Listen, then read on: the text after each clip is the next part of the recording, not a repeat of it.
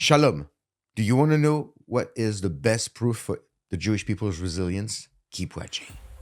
On May 14, 1948, Israel was reborn as a modern nation, setting the stage for end times event that would continue to unfold today. What an interesting time we live in.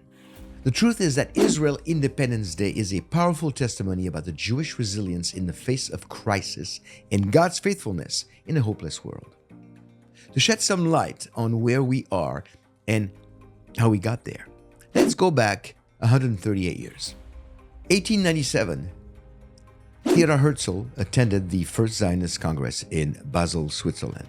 And as he had just witnessed the hatred, injustice, and violent antisemitism displayed during the trial of Jewish officer Alfred Dreyfus, later known as the Dreyfus Affair, Herzl made a profound statement which he probably had no idea would become such a reality.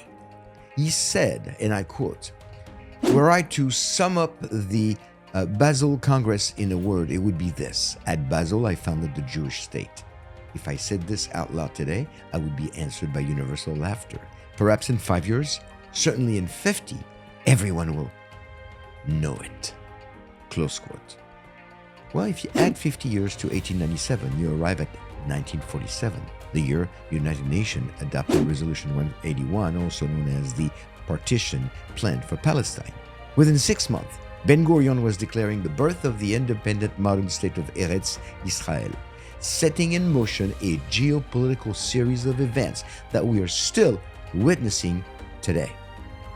The United States was one of the first countries to recognize Israel at that time. Those were the days when the United Nations still had integrity.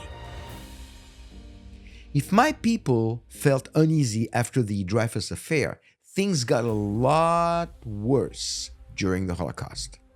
The birth of modern Israel was necessary to give the Jewish people a place they could call home and return to as promised in Scripture.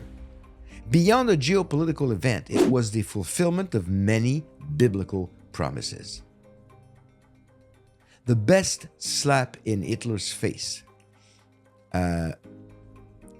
happened immediately after World War II, when Jewish people started to make Aliyah back to Israel and decided to have babies to counterbalance the loss of the 6 million. Incidentally, 80 years later, the global Jewish population has grown back, but it has yet to reach its pre-World War II numbers, 16 million out of the original 18 million. You can try to kill us, but God had other plans. It took a while, but Israel started to thrive geographically, economically, and technologically.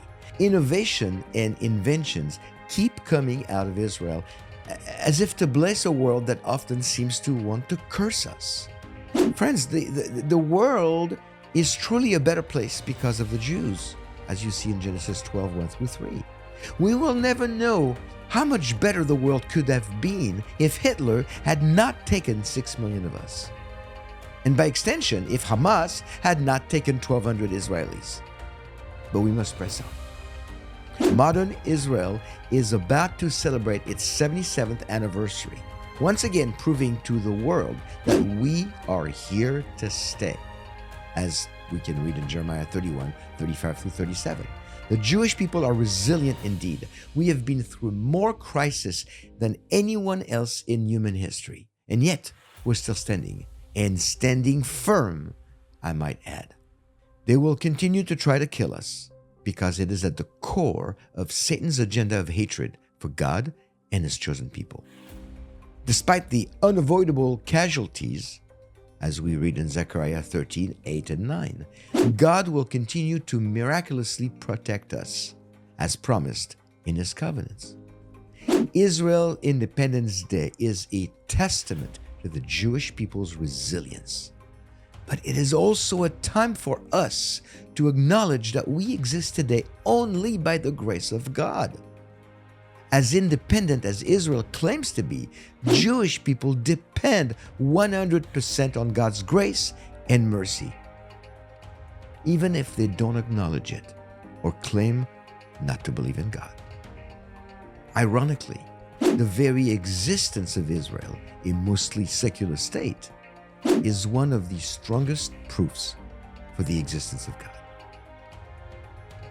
So join me in wishing Israel a happy Yom HaAtzmaut, and in praying that many in Israel would see the hand of God in their country and seek it in their own lives. Am Yisrael Chai, the people of Israel live. Be blessed.